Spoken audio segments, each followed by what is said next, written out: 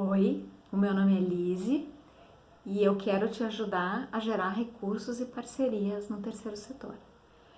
Se tu tem me acompanhado nos vídeos, eu tenho falado sobre o impacto da pandemia nas organizações da sociedade civil. Então, um dos impactos que a gente vê é a diminuição dos recursos que entra para essas organizações. E uma das formas que eu também disse que era uma oportunidade nessa pandemia é a formação de redes de organizações não governamentais. E da onde que eu tiro essa ideia? Eu participei de uma vivência de formação de rede de ONGs que aconteceu aqui em Porto Alegre, no Rio Grande do Sul, de 2007 a 2009. Então eu quero te contar hoje um pouco dessa experiência e o que eu aprendi com ela.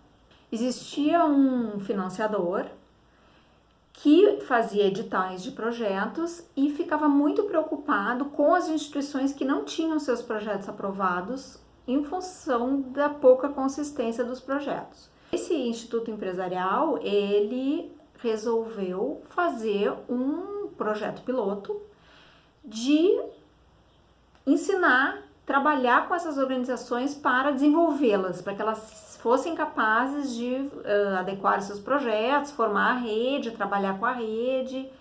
Era essa a proposta. Esse instituto empresarial contratou 2 organizações para dar conta desse processo e indicou as 10 organizações aqui, todas aqui no Rio Grande do Sul, né, em diversas regiões do estado, para formar a rede. Essas organizações tinham enviado projetos no edital, esses projetos não tinham sido aprovados, mas eles receberiam o recurso para executar o projeto se eles participassem dessa vivência que a gente propôs. A gente planejou um programa que a gente chamou um programa de desenvolvimento.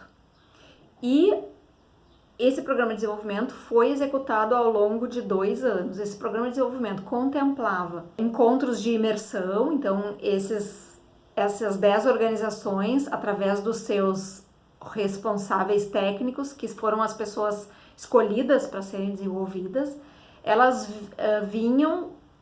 trabalhavam em imersão durante 3 dias e esses encontros foram feitos durante esses 2 anos. Foram feitos 5 encontros de 3 dias.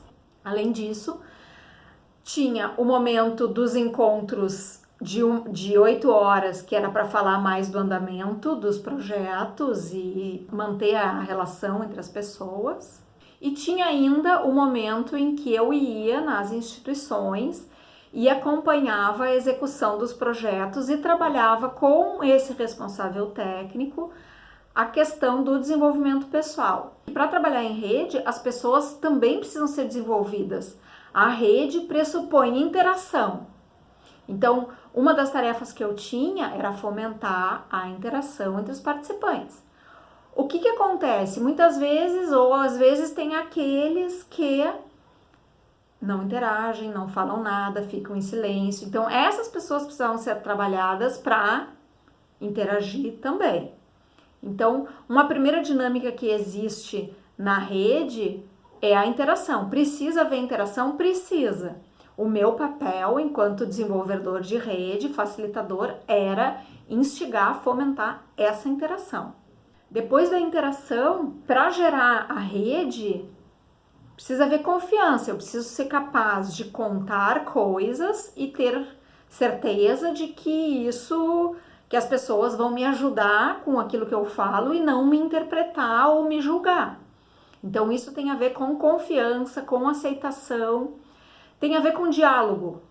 Por quê? Porque às vezes quando alguém tende a nos trazer alguma coisa que é diferente do que a gente pensa, a gente reage. Diz não, assim não. E numa rede não é isso que tem que acontecer. Tem que haver uma escuta, tem que haver um diálogo, tem que haver uma construção, né? Um espaço realmente de aceitação e de construção coletiva. Então, o que eu aprendi ao longo dessa experiência? Se essa rede é formada a partir da demanda de uma organização, precisa haver um espaço para que esse grupo encontre um propósito para estar junto. Não pode ser só o propósito financeiro ou o propósito desse produtor da rede.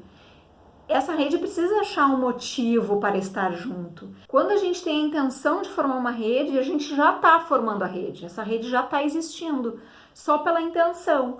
Porque se a gente for pensar nas dinâmicas em rede, que eu falei já, a interação, o diálogo, a confiança, a partir disso, a solidariedade, que é eu ajudar o meu colega quando eu tenho condições de, não é eu dizer, ai, que pena que isso aconteceu, mas implica numa ação, a solidariedade enquanto ação. A partir disso, tem que haver a circulação do poder, quer dizer, quem é que vai decidir o que vai ser feito e como que vai ser feito?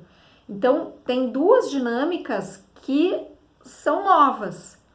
Uma delas é a circulação do poder, ou seja, quem tem liderança nesse processo é aquela pessoa que tem mais conhecimento. Então, se é para falar de rede, ok, tem um líder. Se é para falar de economia solidária, tem outro líder. E assim sucessivamente. Então, essa liderança, ela tem que ser circular entre os participantes. Ela não pode ser um que sempre decide. E isso teve que haver nessa experiência, essa quebra, porque como a gente entrou como produtor da rede e estava atrelado a um recurso financeiro para a execução do projeto, muitas organizações, muitas vezes responsáveis técnicos, achavam que nós tínhamos que ter a última palavra. Tem aquele jeito do respeito que é muito comum entre as relações humanas. E sobre as decisões da rede, a gente muitas vezes estuda ou vê nos teóricos o consenso ou votação não, mas uma experiência em rede, para mim, não é nem o consenso, porque na realidade o consenso a gente nunca chega, mas é a aceitação de ideias divergentes. Então, para trabalhar essa demanda, eu posso ter a ideia do A, do B e do C, e trabalhar em rede implica em executar as três ideias. Por que não? Então, não tem a simplificação das ideias, se o objetivo é o mesmo de A, B e C, vamos tocar três ações distintas e não tem problema nenhum. Mas isso que eu estou te trazendo de circulação de poder, de condições de diálogo e de processo decisório dessa forma complexo, aceitando as divergências, isso é uma quebra de paradigma. Então, por isso que a gente fala que formar uma rede é uma possibilidade de desenvolvimento humano e das organizações. Outra coisa que eu aprendi é que a gente não forma rede entre organizações. Eu até convidei as organizações para formar a rede, mas para que aconteça a interação, o vínculo, a confiança, isso acontece entre as pessoas. A organização ter participado de 10 encontros com a representação de uma pessoa, quando vem uma segunda pessoa, tem uma quebra aí. Então isso precisa ser cuidado. Quando a gente fala de formação de rede, a gente fala de pessoas. A gente não fala de organizações. As organizações quem são além das pessoas? A organização enquanto ente não existe. O que eu diria de dica então para quem vai tentar formar uma rede de organizações ou para as redes? Tenha uma pessoa como facilitador que cuide dessa interação, que cuide dessa relação entre os participantes, os nodos da rede. Implemente ações. Essa rede precisa executar ações. Ela não pode ficar só no campo das ideias, ela tem que botar a mão na massa. Aí a gente consegue trabalhar essas interações entre as pessoas.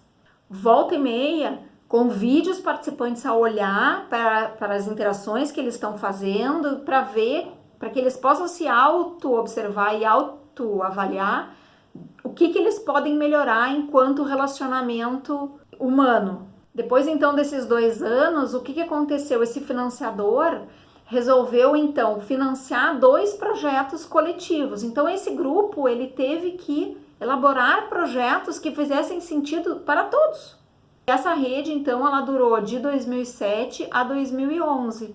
Hoje ainda a gente fala com algumas pessoas, mas muito mais espaçadamente. Mas a experiência em si ficou, tenho certeza, no coração de cada um que participou dessa experiência. O nome da rede, Rede Concerto Social. Hoje o que eu tinha para te dizer é isso. Aguarde o próximo vídeo. Obrigada!